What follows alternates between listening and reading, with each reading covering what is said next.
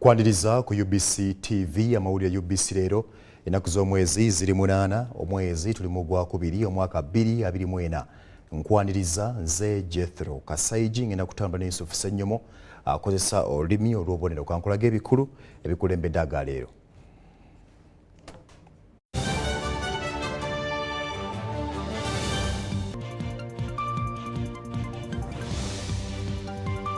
Speaker akubiriza abalamuzi okwewala kyekubiira mu nkola y'emirimu. Embeera abapoliisi mwe bakolera ye baleetera okulinnyira eddembe ly'obuntu okusinza kwa alipoota.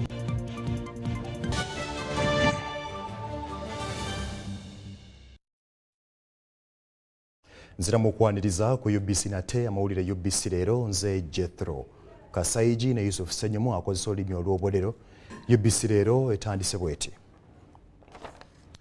Akakiiko akalungamya emirimu gy'abajjanjabi n'ab'amannyo ka Uganda Medical and Dental Practitioners Council abaagala bateekebwewo ebigezo ebyawamu eri abasoma obusawo bonna mu ntandikwa n'enkomero y'okusoma kiyamba okufuna abasawo ababanguddwa obulungi era abajja mu mulimu ogwo. Bw'abadde ali mu kakiiko akeekenneenya enkola mu byenjigiriza aka Education Policy Review Commission ku ofiisi zaabwe Nakawa, ssentebe w'akakiiko k'ebyobujjanjabi Professor Joel Okulo agambye ntalaba nsonga lwaki ebibuuzo eby'ekika kino tebikolebwa kwekakasa bayingira mulimu guno. Uganda Medical and Dental Practitioners Council kakiiko akalondoola ebisomesebwa mu matendekero agasomesa ebyobujjanjabi mu Uganda ne mu mawanga ag'obuvanjuba Africa. Kati nno akakiiko ako kasisinkanye ab'ekitongole ekivunaanyizibwa ku kwekenneenya n'okuzza obuggya ebisomesebwa mu ggwanga. Bano bagamba nti enkola esaanye okukyuka kubanga eriwo kati ey'okulondoola wamu amatendekero agasomesa ebyobujjanjabi erimu emiwaatwa. But we talked about a tribunal whereby we say we should have these matters resolved by people who know the ethics, the technical, what is required of a doctor, and what would be the implications of deploying somebody just because the court has ruled and yet they are actually not qualified. Akakiiko kanokoddeyo enkola ezikozesebwa okuyingiza abayizi mu matendekero g'ebyobujjanjabi ekiviirako abayizi aba buli ngeri okuyingizibwa mu kino. Baagala ekibuuzo ekyawamu ekya buli muyizi ayagala okusoma obusawo obwa buli kika. Babuuziddwa engeri kino gye kinaakolebwamu ng'ate gavumenti kati essira eritadde ku kwetegereza muyizi ku buli kibiina kyatuukamu. Competence-based learning. If we examine students at the end and probably at the end of the year, and especially medical students, which is almost, I don't know what percentage practical in the training, what would be the justification for these examinations? And if so, which kind of examinations? Not many exams. Can I tell you that every patient that we see is an exam? So nobody should be scared of exams. Nobody should be able to say you're giving us too many exams, because every patient that you see is an exam in itself. Olw'emiwaatwa egiri mu buweereza bw'abali mu mulimu gw'obujjanjabi kiviiriddeko abantu okutandika okwekengera abasawo ne bye bakola, era ng'abakulu kati beebuuzawo abasawo ekika kino gye basomera. You are saying we are going to ask, very soon we shall be asking when you go to the doctor where you train. We are already asking. It's not for the future, it's current, present. When you go to the doctor now, you ask and you say, where did you train? I was talking to Maxwell when we went up. Because it is scary to go to a doctor who is not qualified to be a doctor. Baagala era ebikozesebwa mu kusomesa abasawo bikyuke n'okwongerwamu ku mutindo n'okufuba okuyiiya ebyamuno mu kifo ky'okubigula mu mawanga amalala. Is it possible to tilt the curriculum or possibly create a completely new one so that the medical scientists can help us create some of those products? because we are consuming everything is important. Banyonyodde nti ne sikaala gavumenti zeegaba zisaanye zibeere mu masomo ag'enkizo naddala ago agalimu abasawo ab'omunyoto ng'okujjanjaba kkookolo, okulongoosa obwongo, omutima n'ebiringa ebyo, n'okulaba nga ababanguddwa basobola okweyongerayo okukuguka mu bujjanjabi obwo. Ndi Nafuka Farida ne Sana Anet mu Kampala. Ministry evunaanyizibwa ku nsonga za Karamoja etandise ku nteekateeka y'okugaba emmere mu disitulikiti ezikola Karamoja okuli Karenga, Abim, Kotido ne Kabong. Kino kijjidde ng'ebitundu ebisinga biguddemu enjala oluvannyuma lw'ebimera ebisinga obutabala n'ebisolo by'omu nsiko okwonoona ennimiro z'abantu. Kakati minisita ow'ensonga za Karamoja Agnes Nandutu abadde musaale mu kino ku mukolo ogubadde mu disitulikiti y'e Kabong nga gwetabiddwako n'abakulu abalala mu biti eby'enjawulo. Karamoja emanyiddwa nnyo okuba emu ku bitundu ebisinga enjala ekiviirako n'abamu okulugulamu obulamu nga n'omwaka oguwedde bannansi tebaakungula bulungi nga kino kiteekebwa ku nkuba entono ebisolo by'omu nsiko okubalemesa okukungula. Embeera eno yeewalirizza minisitule evunaanyizibwa ku nsonga za Karamoja okukolagana n'ekkomera lya Namalu okulima kasooli okubeezaawo ku bantu abali obubi mu bitundu ebyo. Ono kasooli w'e Namalu twasayininga memorandum of understanding ne Uganda prisons okulaba nti tukozesa farms zaabwe okulima emmere. So buli mwaka tubawa miliyoni 5 okulaba nti batuyambako okulima kasooli tusobole okuliisa amasomero. So tulina kasooli mungi nnyo e Namalu naye we twawulidde nti abantu enjala ebatta twagambye nti tetusobola kulinda abantu baffe. Minisita omubeezi avunaanyizibwa ku nsonga z'e Karamoja Agnes Nandutu abaddewo nnyo okulaba nti enteekateeka y'okugaba kasooli etambula bulungi ku mukolo ogubadde ku disitulikiti y'e Kabong ne yeebaza abantu abeenyigiddemu mu kuzza emirembe mu Karamoja. Disitulikiti 4 ku disitulikiti 9 z'e Karamoja mulimu abantu abakadde nnyo abatasobola kugenda mu nnimiro, abatasobola kwenoonyeza emmere ng'enjala ebali bubi nnyo. So twasalawo ne tuselectinga Kotido district, Abim, Karenga and Kabong. Tulabe nti buli district tugiwa 501 bags of maize bagende bassa akawunga. Minisita omubeezi ow'empisa Rosemary Akelo nga naye abaddewo ku mukolo guno ye akakasizza nti abantu baafuna amabaati era gawerera ddala 1,878 ge gaagabiddwa. Baminisita bano bakubirizza abantu okukozesa obulungi amabaati agabaweereddwa okukyusa embeera mwe bawangaalira. Utilize them to build a house for all these vulnerable people. Anyone got encourage these ones who have benefited from this program to go and encourage others to bring back the guns, and we shall give them gods, we shall give them iron sheets, and we shall give him an alternative. Abakulembeze mu disitulikiti y'e Kabong beebazizza gavumenti olw'obumalirivu okukyusa obulamu bw'abantu abawangaalira e Karamoja. Ekigambo ky'amabaati nina okutwala omukisa guno okwebaza gavumenti y'NRM, okwebaza mukama waffe His Excellency the President okulabirira abantu baffe b'e Karamoja ak'ensusu. 226 beneficiaries from the 85 parishes and 197 reformed warriors that will also be receiving the iron sheets in Kabong district. About 76 beneficiaries will not receive the iron sheets because the number of iron sheets we received were not enough to cover all the 7.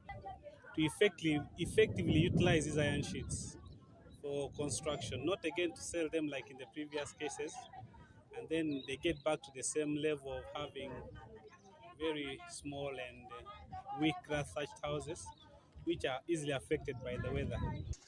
Okusinziira ku bakulu okuva mu ofiisi ya Ssaabaminisita, disitulikiti okuli Moroto, Amudat ne Nakapiripiriti za kuweebwa emmere mu mwezi ogujja. Ndi Kibedi Bashir ne Maureen Yiga. Ubc Leero ekyagera maaso bwe tweyongerayo abalamuzi bakubiriziddwa okusala emisango awatali kyekubira n'ekigendererwa ekyokutuusa obuweereza obusaanidde eri bannayuganda ne bannayuganda bagende mu maaso n'okuganyulwa mu buweereza buno. Buno bwe bubadde obubaka bwa Sipiika Anita Among bw'abadde aggalawo olukuŋŋaana lw'abalamuzi olw'omulundi ogwa 25 olutudde wano mu Kampala.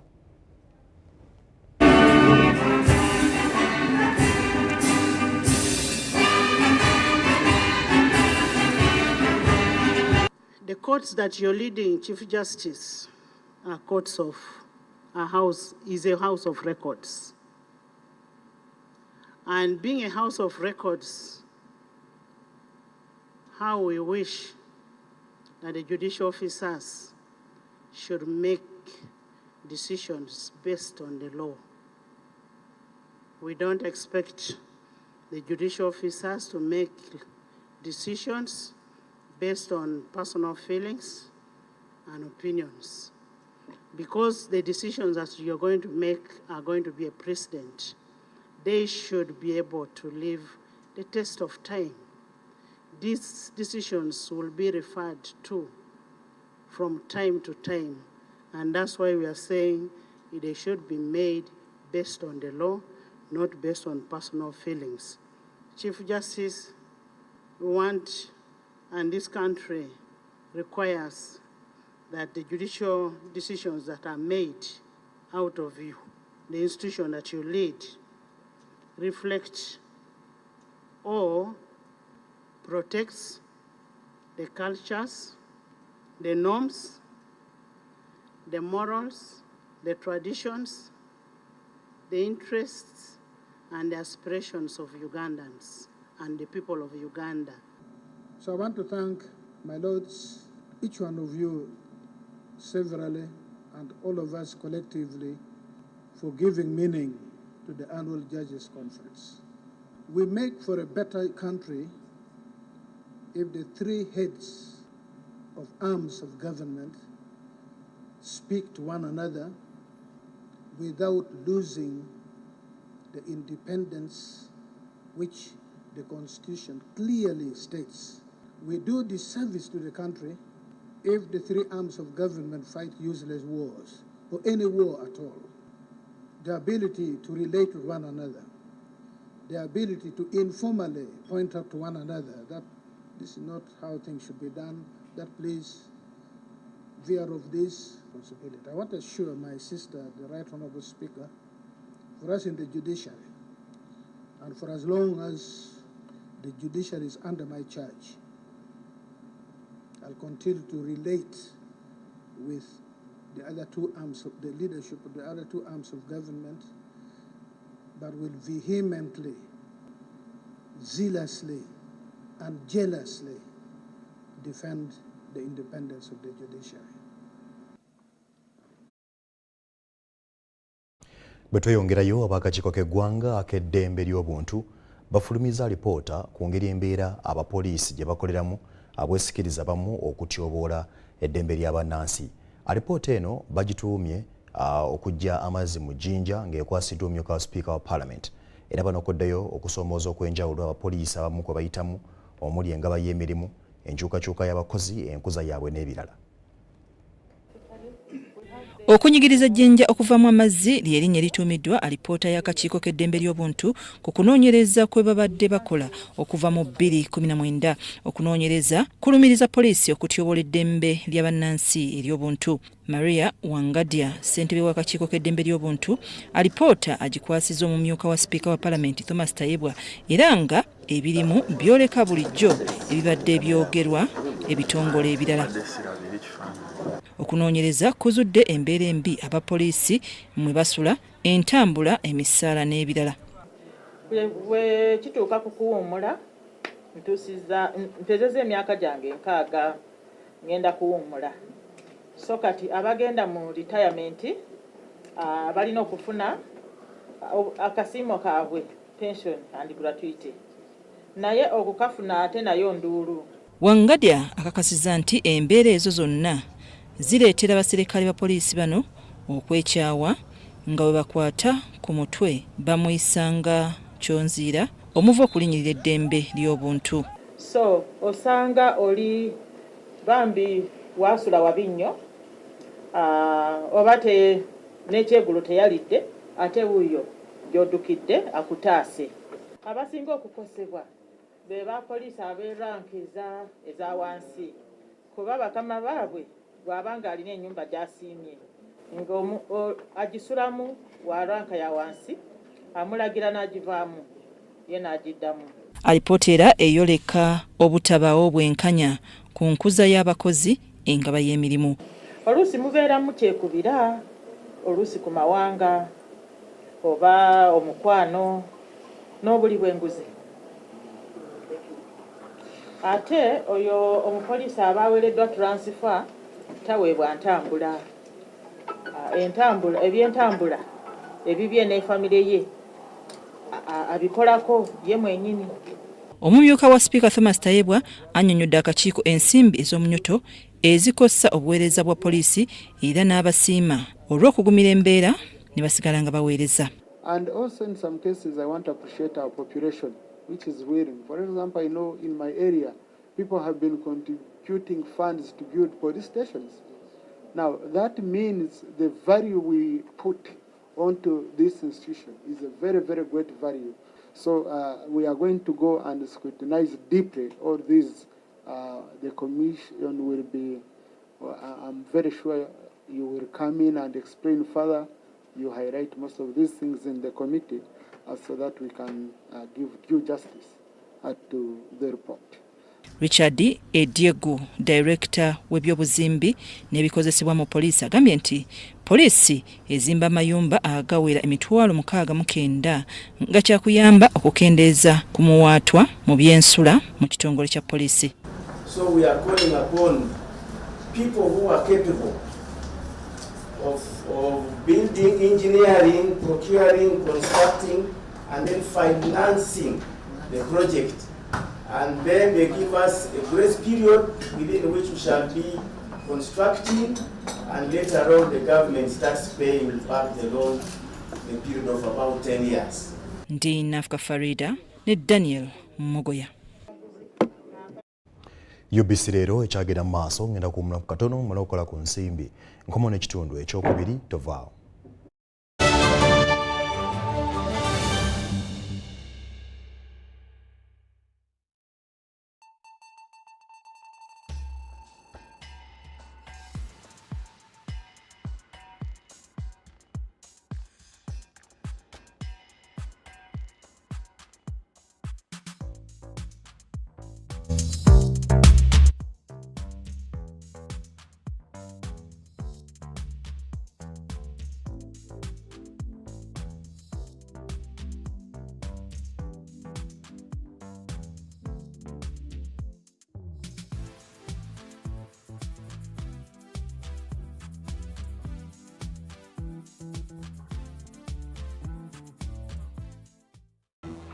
Fred! Osmosis. Freddy! Fred Dollar, my boss, CEO Inojo, the general of generals, the conqueror of conquerors, the first and the final, the sky above the skies, the promised land, the terms and the conditions, the international king crocodile, the source of the Nile. Ero sina sente. Mpola emitwala, biri njera kujuzawo kaduka kange. The signs and symptoms of success, the bank commander, not the bank teller. Lwaki okalubiriza okufuna loan ng'olina MTN Momo? Weesootinge! Kozesa Momo app omanyiga *555*5# okufuna looni ey'amangu. Londako looni ekukolera okuva mu looni ez'ebika eby'enjawulo eziva mu bannaffe be tukolagana nabo. Nga tuli wamu tewali kitulema. Thank you. Hello, Eric. Come and see my new home. Are you looking for the best quality paint for your dream home? Be part of the new revolution with our Global Paint Silk Vinyl that gives you beautiful, shining interior walls, as WeatherCoat gives you never fading and strongly guarded walls against bad weather conditions. Located along Namavi Industrial Park, Global Paints, a reliable product. Gavumenti ya Uganda wamu n'ekitongole kyayo ekivunaanyizibwa ku bibalo ki Uganda Bureau of Statistics UBOS bategeeza abantu bonna abakwatibwako okuli abakulira abakozi ba gavumenti ku district, bameeya, ababaka ba president, bakalaani, bakansala, basentebe b'ebyalo, abatuuze n'abasuubuzi bonna okukwatagana n'abakozi ba UBOS abatandisedde okweteekerateekera omulimu gw'okubala abantu n'ebyabwe okw'okubaawo ng'ennaku z'omwezi 10 omwezi ogwokutaano 2024 okubala abantu kwakumala ennaku 10 n'ekigendererwa ekyokumanya omuwendo n'ebifuku tuli bameka, tuliwa, tubeera tutya, tulina ki era wa gye tujja obuweereza.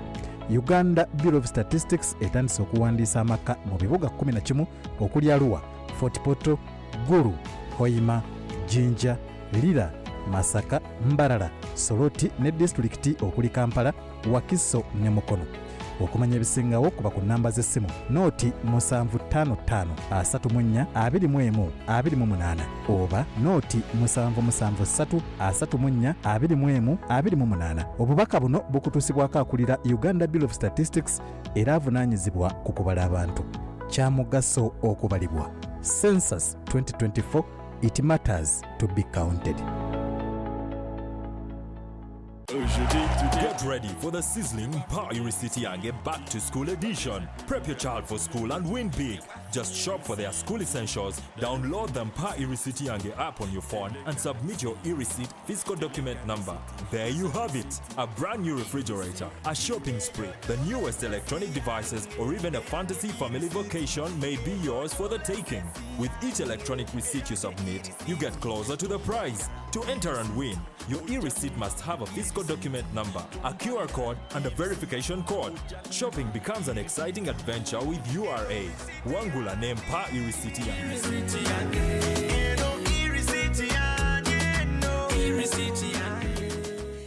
Uganda Revenue Authority, developing Uganda together.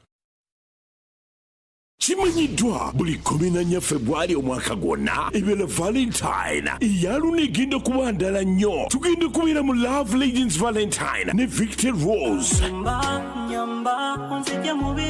ku Kingdom Kampala ng'abanaakeerako okusasula bajja kusasula omutwalo gumu ate abalala emitwalo 2 VIP emitwalo 5 abanaakeerako okusasula emmeeza bajja kusasula kakadde ate wali ku mulyango $2,000,000 mujje twekuba ma love ku Kingdom Kampala ku Valentine's Day ne Victor Rose ne biwagirwa Star TV ne UBC, inspiring Uganda.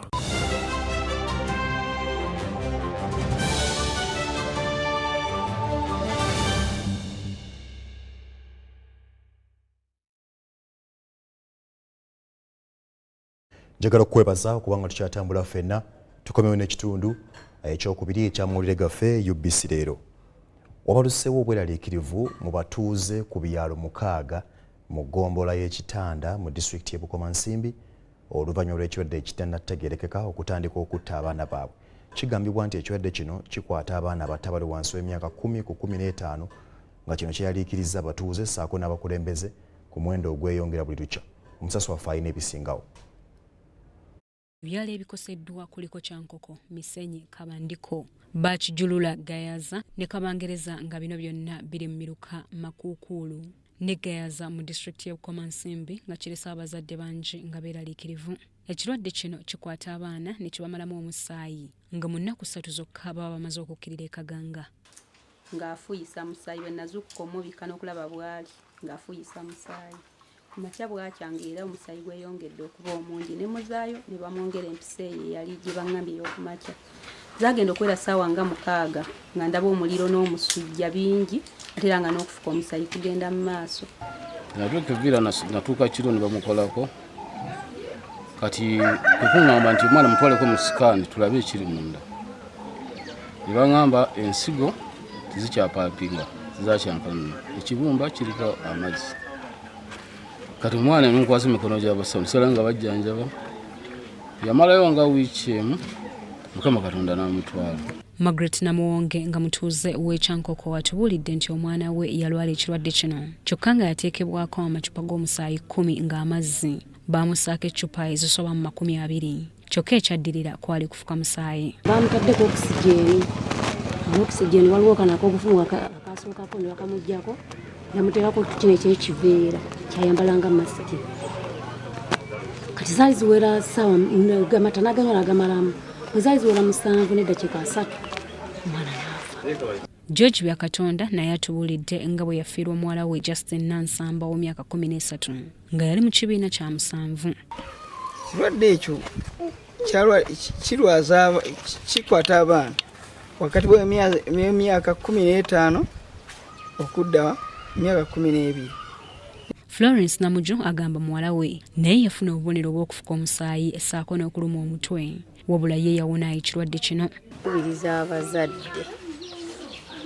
singa ofuna obubonero bwonna naga nti musujja twandizeemu gulanga buweka musitula omutwale mu ddwaliro. Abatuuze mu kitundu kino basinzidde wano ne basaba minisitule y'ebyobulamu ejjenoonyereze ku bulwadde buno obutta abaana baabwe. Tetulina busobozi bonna tusaba minisitule y'obulamu eve yetuyambe. Obu nsonga nkulu nnyo eddwaliro lyaffe ng'eryabutenga etutwala disitulikiti yonna batuteeremu ku ddagala. Ssentebe w'ekyalo Kandiko John Baptist Kizza agamba nti eddagala n'omusaayi bikyali bitono nnyo mu malwaliro gaabwe ag'omu byalo ng'ayagala amalwaliro agali mu byalo gateekebweko omulaka mu by'obujjanjabi.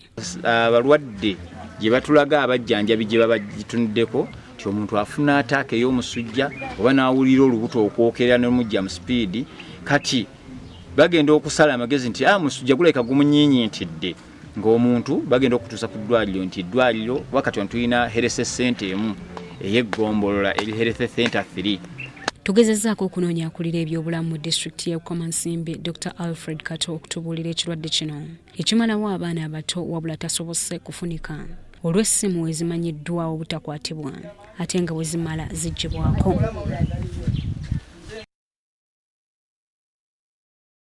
Ssaabawandiisi w'ekibiina ki Uganda Muslim Supreme Council Hajji Abbas Ssekyanzi akubiriza abakwatibwako ensonga ku byenjigiriza z'obusiraamu okukolera wamu okusobola okubitumbula. Ssekyanzi abadde akulembeddemu omukolo ogw'okufulumya ebigezo by'abasiraamu ebya siniya ey'okuna ne mukaaga ebyakolebwa omwaka ogwedde 2023 ebiyitibwa Idadi and Thanawe.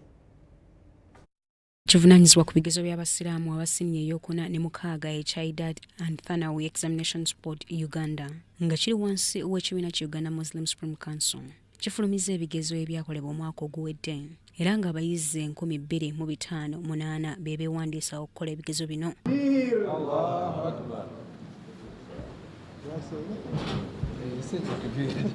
Bw'abadde yeetabye ku mukolo ogw'okufulumya ebigezo bino, Ssaabawandiisi w'ekibiina ki Uganda Muslim Supreme Council Hajji Abbas Ssekyanzi asiimye amasomero olw'amaanyi ge bataddemu mu kusomesa eddiini y'obusiraamu. Ndowooza nti abantu baba bayivu baba nga balina bye basomeseddwa bye bakola n'obukugu mu bintu eby'enjawulo kijja kutuyamba okutuuka gye tulowooza nti gye tulina okulaga. Ssekyanzi annyikizza obukulu bw'okukolera awamu n'abakwatibwako ensonga mu kutumbula ebyenjigiriza by'obusiraamu. Okulaga naffe tusobola okubako bye twekolera aye ne biba nga bya mutindo aye ne biba nga bisobola okututunda n'ewalala. Omuwandiisi w'ebyenjigiriza mu Uganda Supreme Council Juma Baket Chuchu akubiriza amasomero g'obusiraamu okwewandiisa okwewala okusoomoozebwa. We want to teach our children to know the world and also to know the owner of this world, and that is Allah subhanahu wa ta'ala. Abayizi abasukkulumye ku bannaabwe okuli Ryan America Joba ne Husna Basirika nga bonna basomera ku Hamis Islamic Secondary School. Obuwanguzi bwabwe babuteeka kukola nnyo n'obukugu bw'abasomesa. Kwebaza enkola ya e-learning yetubadde tusomerako ku Ibn Hamis Islamic Secondary School. Okwebaza abasomesa baffe babadde abalungi abatuyambyeko. Mu bigezo ebifulumiziddwa omugatte ebitundu 94 n'obutontondo 2 ku buli 100 bakoze bulungi ate nga 5 n'obutontondo 3 ku 100 bagudde. Nze Shaidat Nassaku ne Lydia Chomukama. Ekitongole ki UNDP ekirafubanira enkulaakulana mu mawanga ag'enjawulo kisuubiza okwasizaako Uganda okusitula ebyobulambuzi bya kuno era ekisuubizo kino kikoleddwa akulira UNDP mu Uganda Elsie Atafuwa bw'abadde mu kulambula ebiyiro by'amazzi ebya Kabalega Fall ebisangibwa mu kkuumiro ly'ebisolo erya Markshan Falls. Uganda lyerimu ku mawanga agakyasinze okwettanirwa abalambuzi olw'ebirungi enjolo ebifumbekeddemu nga kino kye kyaviirako n'omungereza Winston Churchill okuliyita ekkula lya Africa. Ekkuumiro ly'ebisolo erya Markshan Falls National Park nga lino lisangibwa mu bitundu by'e Masindi, Noya ne Pakwach lyatongozebwa mu mwaka gwa 1952 nga lino litudde ku bugazi bwa square kilometers 3,877. Kino kye kimu ku bifo ebisinga okwettanirwa abalambuzi abeekuluumulula okuva e Bule n'e Bweya okulaba ku birungi enjolo ebifumbekeddemu omuli n'ebiyiriro by'amazzi ebyakabalega falls ebikyasinze obunene mu nsi wonna. Elisa Tafuwa nga yesenkulu wa UNDP mu Uganda ayanaamiridde bw'atuuse ku biyiriro bino n'atendereza amaanyi ga Mukama Katonda. It is the most powerful falls in the world, running down a gorge of 7 meters, going down 45 meters down, and 6,000 cubic meters per second of waterfalls. You can't find this anywhere in the world. Ono akulembeddwamu Lydia Jalova nga yesenkulu w'ekitongole ekivunaanyizibwa kutumbula ebyobulambuzi ebya kuno ekya Uganda Tourism Board. Wano atutte akaseera akawerako nga yeekubisa ebifaananyi ssaako okukwata obutambi ku ssimu nga waakubussa ku mutimbagano okusikiriza n'abantu abalala okuva mu mawanga gatali gamu okutuukako mu kifo kino. But what I want to say from a development point of view, as I wrap up here in Uganda, is that tourism is a low-hanging fruit for all of us. It's one of those areas that we can use to mobilize resources for the country, to create wealth for the country, to create jobs for the country, to create livelihoods for the country. Wano wakoledde n'obweyamu nga UNDP bwemaliridde okwongera okuvujjirira ekitongole ky'ebyobulambuzi okusikiriza n'abalala okwettanira ebyobulambuzi bya Uganda. Waliwo kaweefube minisitule y'ebyobulambuzi gwe yabakana naye nga yatuumibwa Explore Uganda ng'agendereddwamu okwagazisa bannansi ebyobulambuzi bya kuno. Okuseeyezaako Kazinga Channel kye kimu ku kintu ekiyinza okuwa omulambuzi yenna abazze mu kifo kino eddembe ssaako n'essanyu era ng'emabega wange wano be bamu ku balambuzi abaffe wa Uganda wano abantu bano nga tebavudde mawanga g'ebweru wabula abaana ba kuno ekikulaga nti enteekateeka eno gye balimu oba ekitongole ky'ebyobulambuzi gye kirimu ey'okwagazisa bannayuganda ebyobulambuzi enteekateeka eno egenda ddala mu maaso. Explore Uganda, Explore West. Mu kino bazze batalaga mu bitundu bya Uganda ebyenjawulo okulambula wamu n'okuvumbula ebifo ebyobulambuzi ebifumbekeddeyo ssaako n'okukubiriza abantu okubirambula. Wano batandikira mu bukiikakkono bwa Uganda ne boolekera mu Maserengeta ne mu Bugwanjuba oluvannyuma ne bagenda mu Mambuka olwo ne boolekera mu bitundu bya Bunyolo era nga kati obwanga baboolekeza mu bitundu bya Busoga. Nze Sula Kagugube. Kale webale nnyo Sula Kagugube akusigidde ekifaananyi ekirungi ebyobulambuzi nga bibidde mu ggwanga Uganda ate nga jjukira kitandika naawe. Ensonga z'okuleeta abantu abazungu okujja okulambula kuno nga ffe bannayuganda tukyenyigiddemu kiba kibulamu. Nze Jethro Kasaigi ogwange guwedde nkoze ne Yusuf Senyomo akwesa olulimi olw'obubonero. Juliet Nanteza wali ku mbeera y'obudde. Juliet.